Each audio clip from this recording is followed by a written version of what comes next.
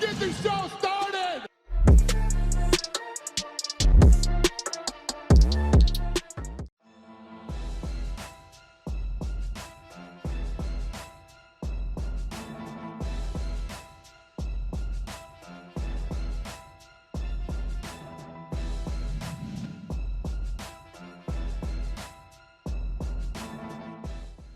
Jake Paul has called out Michael Bisping again, wanting him to enter into the boxing ring for a matchup.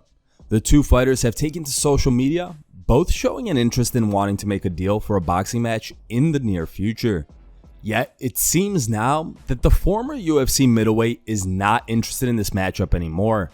Speaking on the most recent episode of the Believe You Me podcast, Bisping mocked Jake Paul for his recent callouts and explained why he's not interested in taking this fight. Here's the clip. Now, the thing was, this came about because he started talking shit and he said, I'm on his hit list. You know who else is on his hit list? Oscar De La Hoya, a guy that fought at about 145 pounds that retired 18 years ago. 18 years ago. So I made fun of him. I was like, Jesus Christ, you know what I mean? Because he's like, I'm not sure if he got the memo. Do you know what I mean? I don't think he realizes that by calling out a 43-year-old fighter with no knees and one eye, I don't know if he understands. Don't you understand, Jake, that you sound like such a little. That's my point.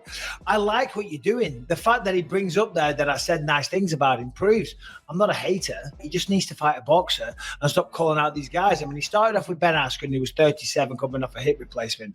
Then he went to Tyron Woodley, who's 40, who's a wrestler with a right hand, right?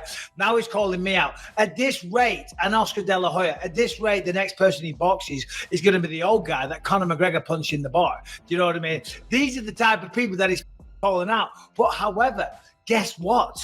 Guess what, Anthony Smith?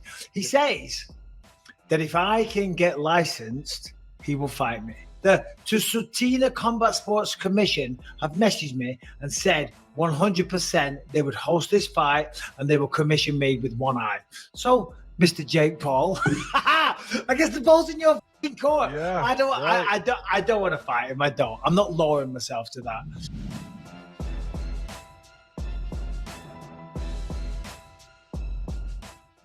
In a video published Tuesday to his YouTube channel, Daniel Cormier commented on the ongoing public negotiations between Jake Paul and Michael Bisping and discussed who Paul should actually fight next.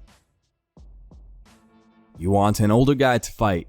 Hey, there's a former UFC champion that is doing exactly what you're doing. His name's Anderson Silva. That's who you should be fighting, Jake. That's who you should be calling out because guess what? He still fits the mold. Former UFC champ, amateur boxer, because he's only fought, 5 boxing fights just like you. He's your size, and he's up there in age, so it still fits the mold. You should be calling out Anderson, not Michael Bisping. That's the fight. That's the fight. Not only does that fight fit the mold of what you're doing, that fight actually gives us some idea of what this thing is that you're trying to do or portray. What do you guys make of a Jake Paul vs Anderson Silva boxing match? Who do you think wins? Let us know in the comments section.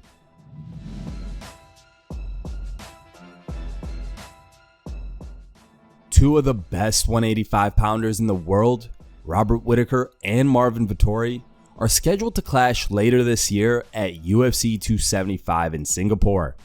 However, according to Vettori, Whittaker is out of the scheduled fight. The pair will no longer be fighting in June. The Italian Dream has also challenged Darren Till and Khamzat Chimaev to a fight. He tweeted, "We're back at this. I think I'm the only 185er that can say that has never pulled out of a fight.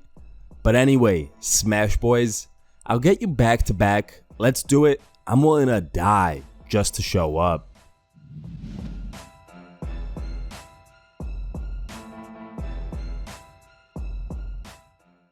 Aljamain Sterling, who retained his title against Petr Yan 2 weeks ago at UFC 273, is still looking for his next opponent. The UFC president, Dana White, said TJ Dillashaw is likely next for Sterling. During a recent interview on the DC and RC show, the UFC bantamweight champion discussed a possible fight with Dillashaw and slammed him for using PEDs in the past. Here's the clip. Oh, 100%. I feel good about the fight. I do think if it was a three-headed horse between him, Jose Aldo, and Henry Cejudo, I think TJ's probably the fight that I would be more enticed by in the sense of what he has accomplished in the bantamweight division. So for me, I think that's the fight that I want. People want to see that fight. I mean, his performances haven't looked too great as of late. So I kind of want to ask him, what's it like to, be on the sauce and coming off of it, So I mean, that's no, you're so open about him being. You're so open about him, and you just don't believe that TJ was clean. Ever. I mean, I think before his John Dodson fight, I think he was kind of regular, and then after that, he kind of turned the corner like really, really quick. And I don't know, man. Like his teammates outed him when he fought Cody Garbrandt, and he said, "You showed the team how to do it," and the media brushed it under the rug, and it's there for anyone that wants to go listen to it. So then you're trying to tell me this is the only time he's ever done it? Your teammates just threw you under the bus, bro. So you can't tell me anything that guy has competed clean. Like his entire legacy to me is tainted. But I'll gladly step up in there with him, like I have done probably with countless other people, and just still see who the better man is, because I think that's a mentally weak person, and I want to go out there and show what hard work can really do. Dillashaw underwent surgery this past August to repair knee damage he suffered in a win 1 month earlier against top contender Corey Sandhagen. It was his first fight since a failed bid for the UFC flyweight title, which led to a 2-year suspension for the performance enhancer EPO. What do you guys think about this matchup? Who do you think would win this one? Sterling or Dillashaw? Let us know in the comments section.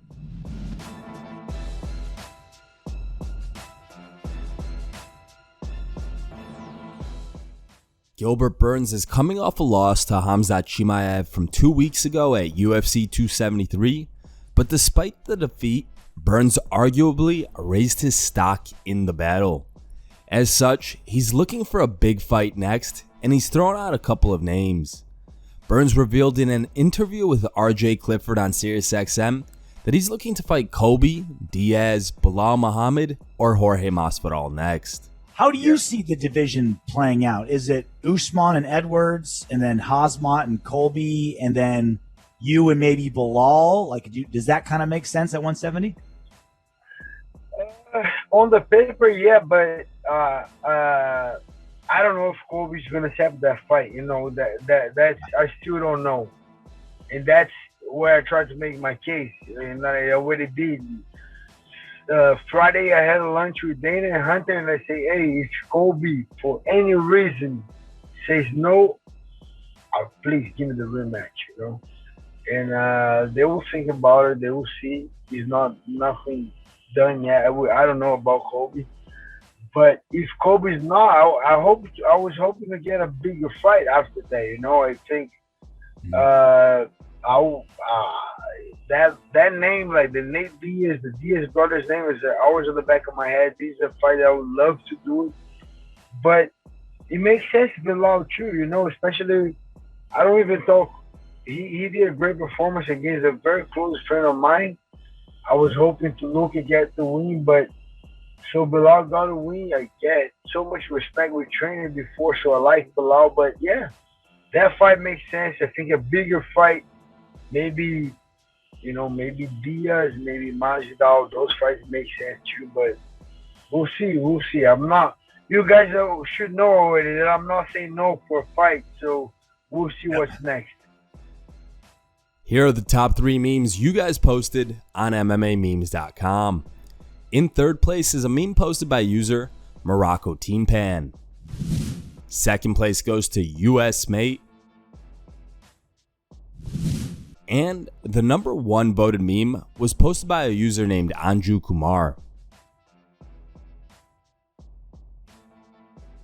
If you want your meme to be included in our next video, go to MMAmemes.com and create your own meme. The top 3 memes will be placed at the end of our video. Thank you guys for watching. If you liked the video, please leave a like and subscribe to our channel. to keep up with the latest MMA news.